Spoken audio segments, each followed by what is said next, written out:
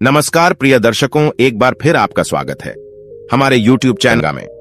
प्रिय दर्शकों, आज फिर एक नई कहानी, एक नया वीडियो लेकर के हम हाजिर हुए हैं। बूढ़े गिद्ध ने बताया कि जीवन में इन 4 लोगों पर कभी भरोसा मत करना, क्योंकि ये 4 लोग दूसरे की स्त्री और धन को देखकर नीयत खराब कर लेते हैं। प्रिय दर्शकों, हम कहानी शुरू करें और आप इस वीडियो में खो जाए। इससे पहले अगर आप हमारे चैनल पर पहली बार आए हैं तो चैनल को सब्सक्राइब करें, बेल आइकॉन को ऑन करें, अच्छे कमेंट किया करें ताकि हर आने वाले वीडियो का नोटिफिकेशन सबसे पहले आपको मिल सके, आप उसका फायदा उठा सके। चलिए शुरू करते हैं आज की यह प्यारी सी कहानी, यह प्यारा सा वीडियो। प्रिय दर्शकों, एक गांव में एक रामू नाम का किसान रहता था और उस किसान के 4 पुत्र थे। चारों पुत्र रामू के धीरे धीरे बड़े हो रहे थे। प्रिय दर्शकों, रामू के 3 बेटे तो काफी बुद्धिमान थे, लेकिन उसका जो छोटा बेटा था वह कुछ कम बुद्धि वाला था। लेकिन उसमें एक विशेषता थी कि वह जितना ही कम बुद्धि वाला था उतना ही उसका शरीर बलशाली था, तगड़ा और तंदुरुस्त था। उस किसान रामू के दिमाग में एक विचार आया कि मेरे तीनों बेटे तो काफी बुद्धिमान हैं, वह अपना जीवन किसी न किसी तरह से काट लेंगे, लेकिन मेरा छोटा पुत्र कम बुद्धि वाला है, इसकी जीविका के लिए मुझे बड़ी चिंता हो रही है। फिर काफी सोच विचार के बाद वह इस नतीजे पर पहुंचा कि क्यों ना मैं अपने इस छोटे पुत्र को पहलवानी सिखा दूं। वैसे भी इसका शरीर देखने में पहलवानों जैसा है।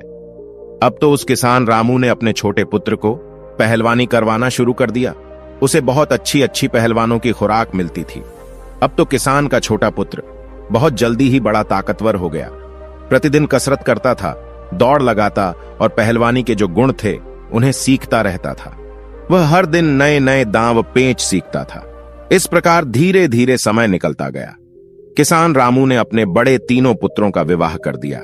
जब किसान के पुत्रों का विवाह हो गया तो 3 पुत्रों की जो स्त्रियां थीं, वो भी किसान के छोटे बेटे से दिन रात जलने लगी। मन में सोचने लगी कि ये छोटा वाला देवर कुछ काम धाम तो करता नहीं है, पूरे दिन पहलवानी करता है और अच्छी चीजें खाता रहता है, और हम और हमारे पति तीनों काम धंधे में लगे रहते हैं और ये बैठे बैठे मौज उड़ाता है। यही सोचकर रामू तीनों बहुओं ने अलग होने के लिए विवाद खड़ा कर दिया। जब अलग होने की जिद करने लगी तो किसान रामू ने मन में सोचा कि अब मुझे अपने छोटे पुत्र का भी विवाह कर देना चाहिए। यही सोचकर उस किसान ने एक बड़ी सुंदर और विद्वान कन्या की तलाश की और उस कन्या के साथ अपने छोटे पुत्र का विवाह संपन्न करा दिया। प्रिय दर्शकों, उस पहलवान की पत्नी इतनी सुंदर थी कि उस पूरे क्षेत्र में कोई भी स्त्री उसके समान सुंदर नहीं थी, और सुंदर होने के साथ साथ वो बड़ी विद्वान थी। उसे 14 विद्याओं का ज्ञान था।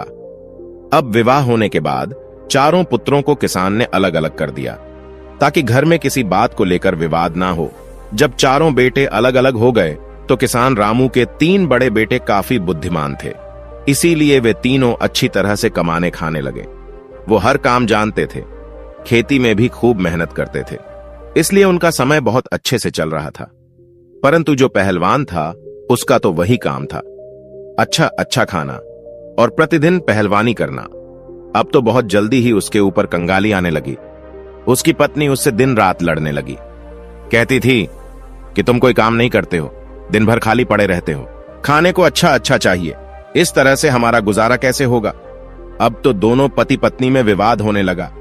प्रिय दर्शकों, उसकी पत्नी जो थी वो काफी बुद्धिमान थी, काफी होशियार थी।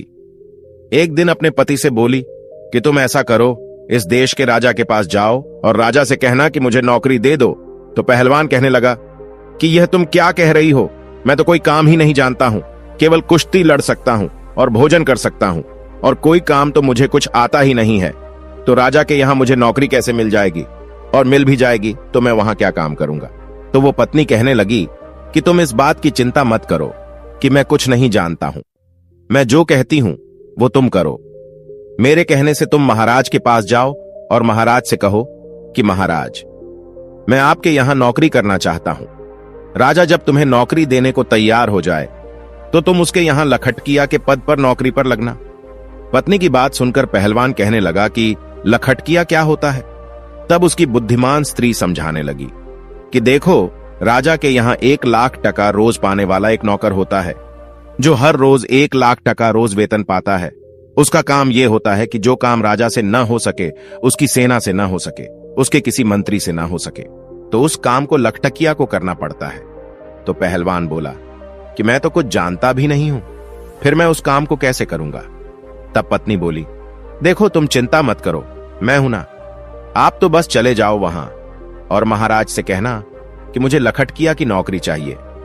प्रिय दर्शकों, पहलवान अपनी पत्नी की बात सुनकर उदास मन से राजा के दरबार को चल देता है। जब राजा के दरबार में पहुंचा तो महाराज ने देखा कि बड़ा बलवान पहलवानों जैसा शरीर वाला एक आदमी मेरे दरबार में आया है। तो राजा समझ गए कि शायद ये व्यक्ति नौकरी की तलाश में आया होगा। महाराज ने उससे पूछा कि आप किस लिए आए हैं? तो वह कहने लगा कि महाराज मुझे नौकरी चाहिए। राजा ने पूछा, अच्छा ठीक है, आप हमें बताओ कि आप करोगे क्या, आप क्या कर सकते हो? तब वो पहलवान कहता है, महाराज जो काम आपसे नहीं होगा, जो काम आपकी सेना से नहीं होगा, किसी मंत्री से नहीं होगा, वो काम मैं करूंगा, परंतु इसके बदले में मैं आपसे 1 लाख टका रोज का वेतन लूंगा।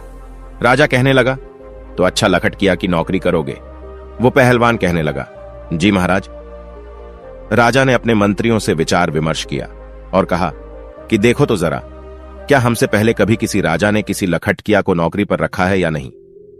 अब तो राजा के मंत्री ने जब पहले दस्तावेजों में देखा तो उन्हें पता चला कि महाराज के पिता ने ही एक लखटकिया को रखा था। तो मंत्री कहने लगा, महाराज आपके पिता ने भी एक लखटकिया को नौकरी पर रखा था। अपने मंत्री की बात सुनकर राजा ने कहा, तो ठीक है, हम भी अपने यहां एक लखटकिया को रखते हैं। यही सोचकर राजा ने उस पहलवान को लखटकिया के रूप में अपने यहां नौकरी दे दी। लखटकिया कहने लगा, तो ठीक है महाराज, आप मुझे रहने के लिए कोई अच्छा सा कमरा दे दीजिए। जब भी कोई ऐसा काम पड़ेगा जो आपसे ना हो, आपकी सेना से ना हो, आपके किसी मंत्री से ना हो, तो आप खबर भेजकर मुझे बुलवा लेना। राजा ने उस पहलवान को अपने यहां जो शाही बाग था उसमें रहने को कह दिया। उस शाही बाग में एक बहुत सुंदर महल बना हुआ था। राजा ने कहा, हे लखटकिया, तुम इस महल में आराम से रह सकते हो। जब मुझे आवश्यकता पड़ेगी तो मैं आपको बता दूंगा। उसी दिन से वह पहलवान 1 लाख टका वेतन रोज पाने लगा। रहने के लिए उसे राजा की तरफ से एक महल भी मिल गया। अब तो वह पहलवान बड़े ही आराम से उस राजसी महल में रहने लगा। प्रतिदिन पहलवानी करता था, बगीचे में घूमता था और आराम से सो जाता था। धीरे धीरे यूं ही कुछ वक्त बीत जाता है। एक दिन राजा और उसके मंत्री पहलवान से कहने लगे कि आज तुम हमें अपने घर लेकर चलो, हम देखना चाहते हैं कि तेरा घर कैसा है। अब तो वो पहलवान महाराज के आदेश को टाल न सका और मंत्री और राजा को लेकर अपने गांव के लिए चल देता है। वो पहलवान राजा और मंत्री को अपने घर बुला लाता है। पहलवान की पत्नी बड़ी सुंदर थी और बड़ा ही स्वादिष्ट भोजन बनाती थी। उसने देखा कि राजा और मंत्री हमारे घर आए हैं, तो उसने बड़ा ही स्वादिष्ट भोजन बनाया और उन्हें अपने हाथों से परोसा। राजा की नजर पहलवान की पत्नी पर चली गई। पहलवान की पत्नी तो सुंदर थी ही, इतनी सुंदर थी कि राजा की रानी भी उसके सामने कुछ नहीं थी। राजा ये देखकर आश्चर्य में पड़ गया और भोजन करने के बाद महाराज और मंत्री वापस चले आए। अब राजा मंत्री से कहने लगा कि मंत्री, इस पहलवान की पत्नी कितनी सुंदर है, हमारी रानी भी इतनी सुंदर नहीं है। मंत्री ने कहा, हां महाराज, सुंदर तो है, परंतु क्या किया जाए, ये तो अपना अपना नसीब। किसी के नसीब में सोना है तो किसी के नसीब में मिट्टी भी नहीं। राजा बोला, मंत्री मुझे ये बताओ कि हम इसकी पत्नी को पाना चाहते हैं, किस तरह से हम इसकी पत्नी को अपनी पत्नी बना सकते हैं, हमें क्या करना चाहिए? प्रिय दर्शकों, कहते हैं राजा, योगी, अग्नि, जल इनकी उल्टी रीत है, इनसे हमेशा बचकर चलो। राजाओं के उलटे नियम होते हैं। राजा और मंत्री सोचने लगे, पहलवान की पत्नी को राजा के महलों में कैसे लाया जाए।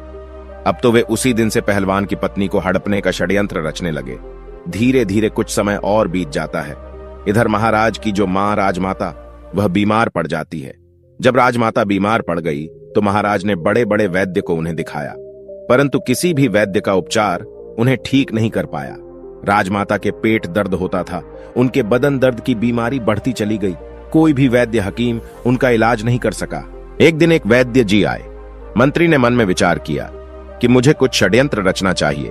वैद्य को देखकर मंत्री कहने लगा, वैद्य जी, हमारे महाराज की मां राजमाता बीमार है, क्या आप उनका इलाज कर सकते हैं?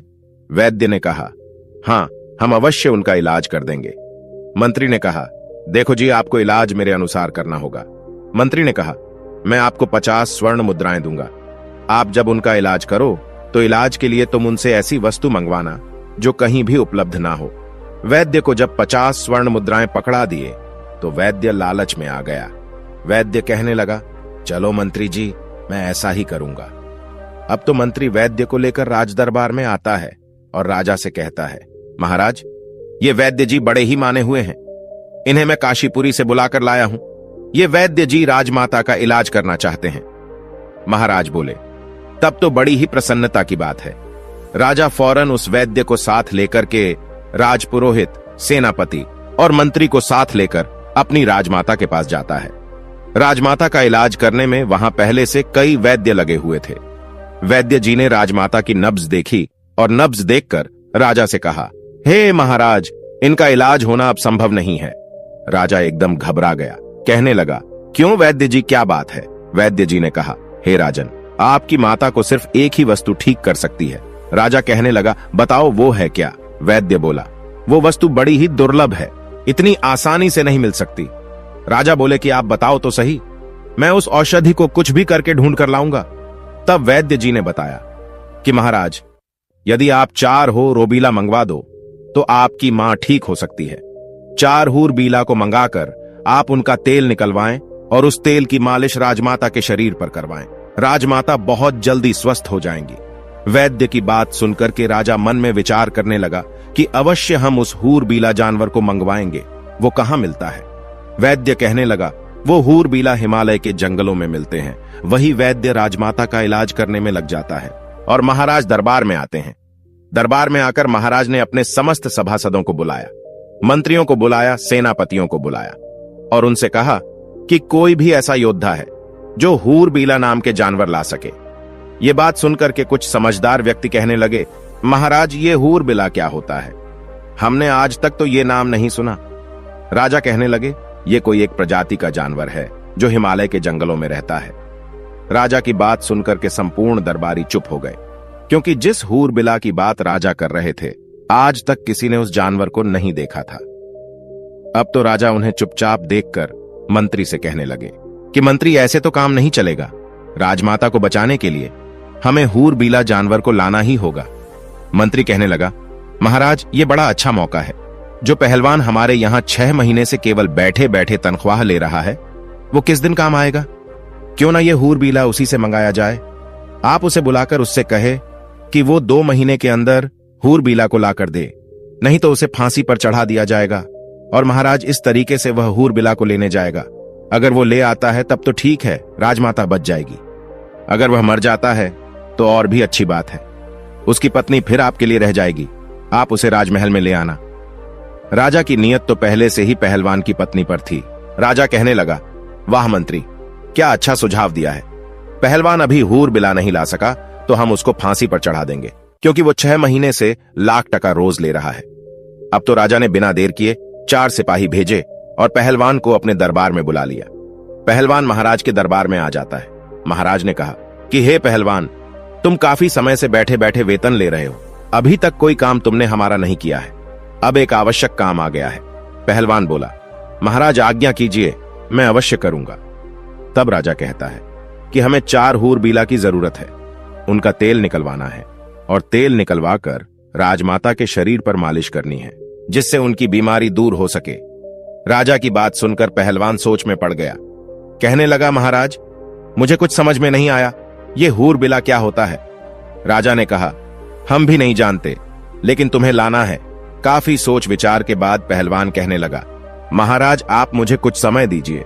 राजा बोले कि इसके लिए मैं आपको 1 महीने का समय देता हूं। यदि आप 1 महीने में हूर बीला को नहीं ला पाए तो आपको फांसी पर चढ़ा दिया जाएगा। पहलवान महाराज की बात सुनकर घबरा जाता है और अपने बगीचे में आता है। मंद बुद्धि का तो वह था ही। मन में विचार करने लगा कि चलो देख लूंगा, अगर कहीं मिलेगा तो हमारे पास 2 महीने का समय है। इस प्रकार 4 दिन का समय तो वह वहीं पर निकाल देता है। अब इधर राजा और मंत्री और सेनापति मन में विचार करने लगे कि लगता है वो अभी तक हूर बिला को लेने नहीं गया है। 4 दिन से आराम से बाग में सो रहा है। आप उसके पास जाइए और उससे कहिए कि वह जल्दी से जल्दी हूर बिला को लेकर आए, वरना हम उसे फांसी पर चढ़ा देंगे। ये बात सुनकर के राजा कहने लगे, ठीक है, मैं जाता हूं और देखता हूं कि वो अभी तक क्यों नहीं गया है। ऐसा विचार करके राजा उस पहलवान के घर पर जाते हैं। पहलवान ने ये बात अपनी पत्नी को कभी नहीं बताई थी। पहलवान की पत्नी बड़ी विद्वान थी।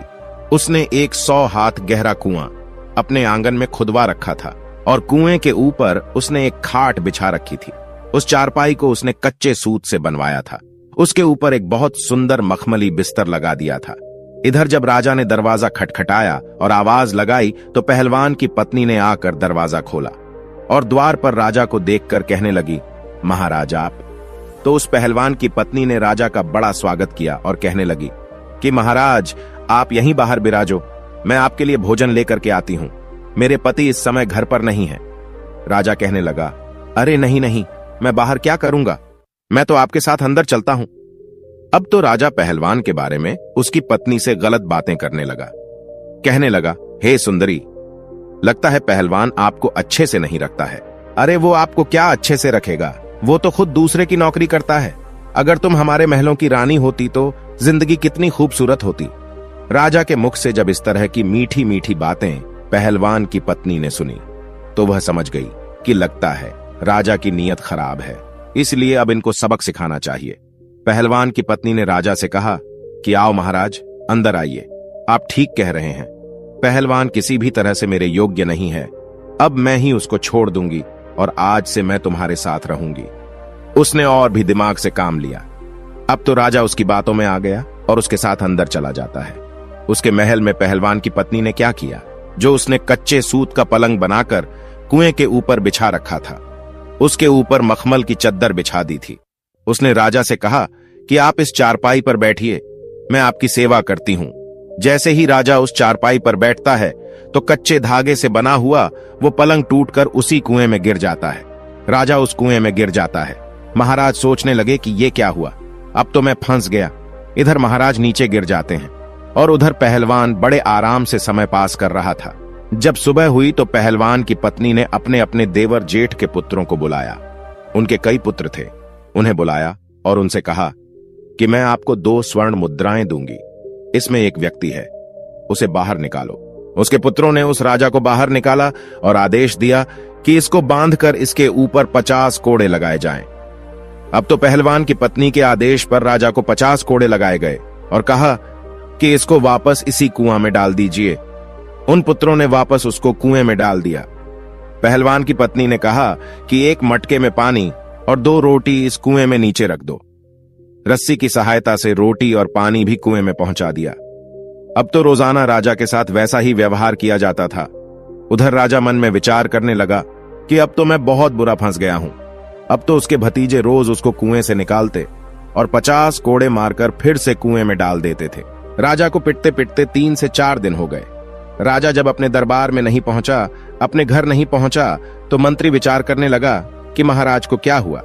महाराज काफी दिन से पहलवान की पत्नी के पास गए थे, न जाने क्या कर रहे हैं, मुझे भी चलकर देखना चाहिए। ऐसा विचार करके मंत्री भी चल देता है और जब काफी अंधेरा हो जाता है तो मंत्री उस पहलवान की पत्नी के महल के द्वार पर पहुंच जाता है। आवाज लगाई तो पहलवान की पत्नी बाहर आती है। बाहर आकर देखा तो राजा के मंत्री थे। मंत्री कहने लगा कि देखो, मैं राजा का मंत्री हूं और आपसे मिलने आया हूं। पहलवान की पत्नी बोली, आप क्यों आए हैं? पहलवान की पत्नी के ऊपर मंत्री की भी नीयत खराब थी। मंत्री कहने लगा कि मैं इसलिए आया हूं, देखो पहलवान तो अब मर ही जाएगा, वह जीवित नहीं रहेगा, क्योंकि वह हिमालय के जंगलों में गया है और तुम कहां अकेली यहां रहोगी। इसलिए तुम मेरे साथ चलो, मैं आपको महाराज के महलों में लेकर के चलूंगा। पहलवान की पत्नी ने जब मंत्री की बात सुनी तो वह उसके दिमाग को भी समझ गई। उसने फिर से दिमाग से काम लिया और कहने लगी, आप मेरे साथ आइए। इस प्रकार पहलवान की पत्नी मंत्री को बुलाकर अंदर ले गई और उसी खाट पर, जिस पर कच्चा सूत लगा हुआ था, उस खाट पर मंत्री को बैठा दिया। मंत्री जैसे ही खाट पर बैठा तो एकदम से कुएं के अंदर गिर पड़ा और राजा के ऊपर जाकर गिरा। राजा देखकर कहने लगा कि मंत्री जी, तुम यहां कैसे? मंत्री ने कहा, महाराज आप यहां कैसे? जवाब दिया, मैं पहलवान की पत्नी की खातिर खुशामद में हूं, अब तू भी आ गया है तो और भी अच्छा हुआ। इधर जब सुबह हुई तो पहलवान की पत्नी ने अपने जेठ के पुत्र थे, अपने कुटुंब के जो पुत्र थे उन्हें बुलवाया। उनका रोजाना का नियम बन गया था। वो आए और उन्होंने एक रस्सी डाल दी और उन्होंने बोला, नंबर 1। तो राजा कहने लगा, मेरा नंबर आया है, पहले मैं ऊपर जाऊंगा। इस प्रकार वह राजा को रस्सी पकड़वाकर ऊपर चढ़ा लेते हैं और उसे खंबे से बांध देते हैं। फिर दूसरा रस्सा डाला, उसको बोल नंबर 2। तो मंत्री भी ऊपर आ गया, उसको भी खंबे से बांध दिया। फिर उनको 50-50 कोड़े लगाए। फिर से उसी कुएं में डाल दिया गया और कहा कि इनको 1 मटका पानी और 4 रोटी नीचे पहुंचा दो। रस्सी की सहायता से रोटी और पानी कुएं में नीचे पहुंचा दिया। अब तो राजा और मंत्री के साथ प्रतिदिन 50-50 कोड़े बरसने लगे। उनको रोजाना कोड़ों की मार पड़ने लगी। राजा और मंत्री दोनों के शरीर से चमड़ी उतर गई थी। इसी तरह से 10 दिन निकल जाते हैं। इधर राजा के सेनापति ने विचार किया कि राजा को ढूंढने के लिए मंत्री गया था, वह भी लौटकर अभी तक नहीं आया। मुझे भी चलकर देखना चाहिए कि उनके साथ आखिर क्या हुआ है। वो तो पहलवान की पत्नी के पास ही तो नहीं रुक गए, न जाने क्या कर रहे हैं। ये विचार करके सेनापति भी चल देता है। सेनापति जब शाम होने पर पहलवान के घर जाता है। इधर पहलवान की पत्नी ने आकर दरवाजा खोला। बाहर देखा तो सेनापति खड़ा था। पूछने लगी, आप कौन हैं? तो सेनापति कहने लगा कि हम महाराज के सेनापति हैं और तुम्हारे पास आज की रात्रि बिताना चाहते हैं। क्योंकि पहलवान की पत्नी बहुत सुंदर थी, जो एक बार उसे देख लेता था तो उस पर मोहित हो जाता था। सेनापति भी पहलवान की पत्नी पर मोहित हो गया। सेनापति की मंशा को वह अच्छी तरह समझ गई कि ये षड्यंत्रकारी है और मेरे पास आया है। पहलवान की पत्नी कहने लगी, हाँ आइए ना, आपका भी मेरे घर में स्वागत है। सेनापति भी उसकी बातों में फंस गया। सेनापति ने सोचा कि अब तो यह मेरी पत्नी होकर रहेगी, लेकिन पहलवान की पत्नी बड़ी विद्वान थी। उसने उस सेनापति को भी उसी खाट पर बैठने को कहा और जैसे ही वह कच्चे सूत की खाट पर बैठा तो वह भी नीचे कुएं में गिर गया। उसमें राजा और मंत्री तो पहले से ही पड़े हुए थे। जब राजा ने और मंत्री ने सेनापति को देखा तो कहने लगे, सेनापति तुम? सेनापति बोला, जी महाराज, अरे आप भी इसी में हैं, मैं आपको ही तो ढूंढने आया था। राजा बोला, तुमने ढूंढ लिया हमें, अब सुबह देखना क्या होता है। सेनापति बोला, क्या होगा? मंत्री बोले, सुबह देखना, अभी चुपचाप सो जाओ। जब सुबह हुई तो पहलवान की पत्नी ने अपने देवर जेठ पुत्रों को बुलाया।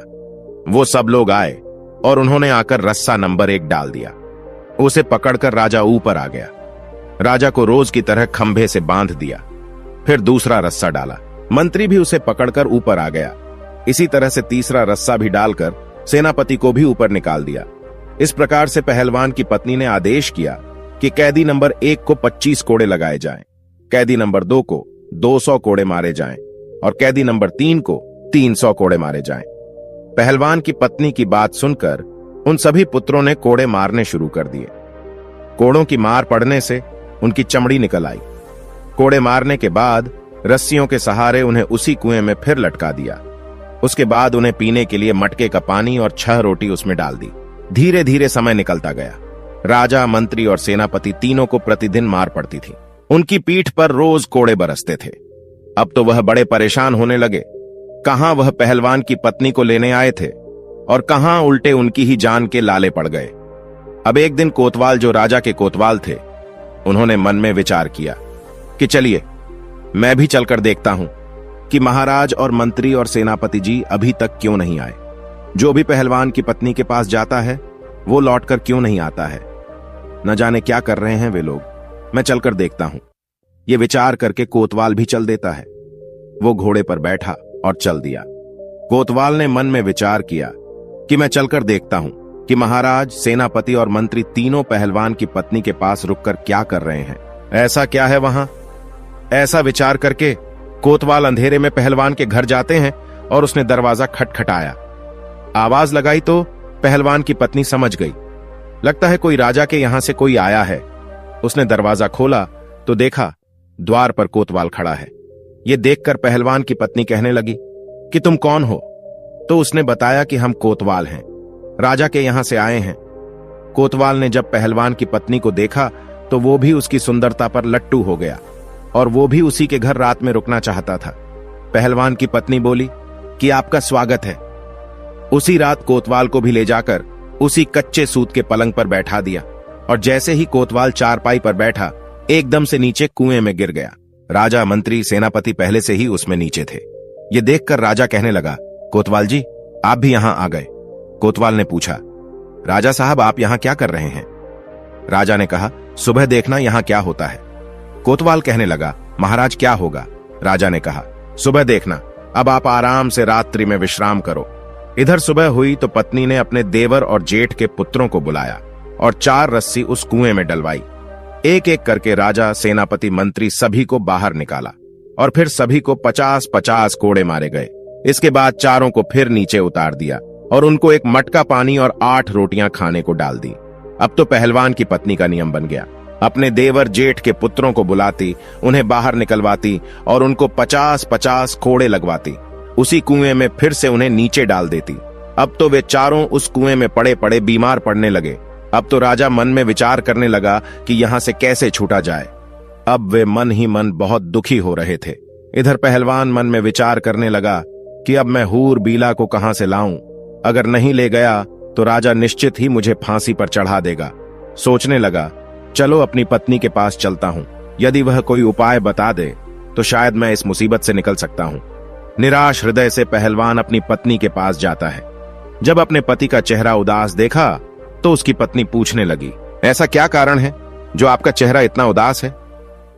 तो वो कहने लगा, अब मुझे राजा फांसी की सजा देने वाला है। उसकी पत्नी ने पूछा, क्यों जी, राजा आपको फांसी पर क्यों चढ़ाएंगे? पहलवान ने कहा कि उसने मुझे ऐसा काम बताया है जो मुझसे होगा ही नहीं। पहलवान की पत्नी बोली, ये बताओ तो सही, राजा ने तुम्हें क्या काम बताया है जिसको लेकर आप इतने चिंतित हैं? पहलवान ने सारी बात अपनी पत्नी को बताई और कहा कि महाराज ने मुझसे 4 हूरबिला मांगे हैं और वे हूरबिला हिमालय के जंगलों में मिलते हैं। राजा उनका तेल निकलवाएंगे। राजमाता बहुत बीमार है, उस तेल से राजमाता की मालिश की जाएगी। पत्नी कहने लगी, बस ये छोटी सी बात है, मैं तो घबरा गई थी, पता नहीं कौन सी बात होगी। अरे ऐसे हूरबिला तो हमारे जंगलों में काफी है, मैं अपने बालकों से कहकर पकड़वाकर आपको दे दूंगी। आप तब तक 4-5 दिन के लिए अपने ससुराल चले जाओ, उन्होंने आपको बुलाया है। पहलवान अपनी पत्नी के कहने पर अपने ससुराल चला जाता है। मंद बुद्धि का तो वह था ही। वो मन में विचार करने लगा, इसका मतलब मेरी मुसीबत मेरी पत्नी दूर कर देगी। इधर पहलवान की पत्नी ने अपने जो बच्चे थे, देवर जेठ के पुत्र, उन्हें आदेश दिया। उनसे कहा कि आप कुछ पंखों की व्यवस्था करो, चिड़िया के, कबूतर के, मोर के, समस्त पक्षियों के पंख ज्यादा से ज्यादा लेकर के आओ और एक कमरे में उन पंखों को भर दो। उसके देवर जेठ के पुत्र वो छोटे छोटे बालक ही थे। उन्होंने 2 दिन में ही कमरा पंखों से भर दिया। जब तीसरा दिन हुआ तो पहलवान की पत्नी ने अपने देवर जेठ के पुत्रों को बुलाया और उनसे कहा कि आप 2 क्विंटल तारकोल की व्यवस्था करो। इस प्रकार से तारकोल की व्यवस्था की गई। फिर उसके बाद उसे गर्म किया गया और गर्म करके जब वह पतला हो गया तो उसे ठंडा करने रख दिया। ठंडा हो जाने पर उसे एक बड़ी कड़ाही में भरकर रख दिया। जब तारकोल ठंडा हो गया तो उसे एक बड़ी कड़ाही में भरकर रख दिया। फिर उसके बाद उस कुएं में 1 नंबर रस्सा डाला गया तो राजा सोचने लगा, अरे आज तो मुझे दोपहर से ही बुलाया जा रहा है, रोजाना तो सुबह पिटाई होती थी, अभी तो दोपहर का समय है, क्या आज फिर मार पड़ने वाली है? तो राजा चुपचाप से ऊपर चढ़ जाता है। पहलवान की पत्नी वहां डंडा लेकर के बैठी थी। उसने राजा से कहा कि यह कढ़ाई रखी है, इसमें स्नान करो, यदि ज्यादा आनाकानी की तो इस डंडे की मार पड़ेगी। राजा चुपचाप डर के मारे उस तारकोल से भरे कढ़ाई में घुस जाता है और जब वह बाहर निकला तो संपूर्ण शरीर पर तारकोल लिपट गया। पहलवान की पत्नी बोली, इस कमरे में जाइए और इसमें आराम से लेट जाइए। राजा को उस कमरे में भेज दिया गया जिसमें हजारों पक्षियों के पंख पड़े थे। राजा जैसे ही उस कमरे में लेटा तो पक्षियों के सारे पंख उनके शरीर से चिपक गए। राजा जैसे ही उस कमरे में लौटे तो पूरे शरीर से पंख ही पंख चिपक गए। इसके बाद राजा को एक लोहे के खूंटे से बांध दिया। इस तरह से नंबर 2 रस्सा डाला गया। मंत्री को बुलाया गया। मंत्री सोचने लगा, अब मुझे बुलाया जा रहा है, राजा साहब अभी तक नीचे नहीं आए, हो सकता है उन्हें छोड़ दिया हो, लगता है आज हम सबको रिहा किया जा रहा है। तो मंत्री बड़ी जल्दी जल्दी ऊपर चढ़कर आ जाता है। ऊपर चढ़कर जब आया तो देखा कि पहलवान की पत्नी डंडा लेकर बैठी हुई है। मंत्री से कहा, चलो इस कढ़ाई में स्नान करो। मंत्री गिड़गिड़ाने लगा, परंतु पहलवान की पत्नी ने उसे बलपूर्वक उस कढ़ाई में गिरा दिया। जैसे ही कढ़ाई में मंत्री जी गिरे तो वो भी कोलतार में पूरे नहा गए। संपूर्ण शरीर काला हो गया, पूरे शरीर पर तारकोल चिपक गया। फिर उसके बाद मंत्री को भी उसी कमरे में भेजा गया जिसमें पंख पड़े हुए थे और उनसे लेटने को कहा कि जाकर उस कमरे में सो जाओ। जैसे ही मंत्री उस कमरे में जाकर लेटा तो पूरे शरीर पर उसके पक्षियों के पंख चिपक जाते हैं। मुंह पर, कान पर कहीं भी कुछ दिखाई नहीं देता है। इसके बाद उन्हें भी एक दूसरे खूंटे से बांध दिया। इसी तरह से चारों को निकाल दिया और तारकोल में स्नान कराया। उसके बाद कमरे में भेजकर कमरे में लिटाया गया। चारों के शरीर से पक्षियों के पंख चिपक गए। फिर चारों को अलग अलग लोहे के खूंटे से बांध दिया गया। इस प्रकार से मित्रों, जब 4 दिन बीत गए, उधर वो पहलवान अपने ससुराल से लौट कर आता है और आकर अपनी पत्नी से कहता है कि अब बताओ कि वह हूरबीला कहाँ है। मुझे महाराज से डर लग रहा है। 2 महीने का समय पूरा होने वाला है, नहीं तो राजा मुझे पूरे परिवार सहित फांसी दे देगा। तब उसकी पत्नी बोली कि आप इतना क्यों घबरा रहे हो? देखो, मैंने पहले ही आपकी व्यवस्था कर दी है। चारों हूरबिला अंदर बंधे हैं। पहलवान ने देखा कि बड़े ही विचित्र 4 जानवर बंधे थे। देखने में इंसान जैसे लग रहे थे। शरीर काला था। जगह जगह पर पूरे शरीर में रंग बिरंगे भांति भांति के पंख लगे हुए थे। अब तो पहलवान बड़ा प्रसन्न होता है। पहलवान की पत्नी बोली कि आप इन्हें ले जाइए और एक डंडा लेकर जाना। यदि इनमें से कोई भी रास्ते में उत्पात करता है तो उसे डंडे से पिटाई कर देना। ये बड़े सीधे हैं, चुपचाप चले जाएंगे। पहलवान प्रसन्न मुद्रा में चारों को पकड़कर उन्हें लेकर चल देता है और अपने हाथ में एक बड़ा सा डंडा लेकर उनके पीछे पीछे चलता है।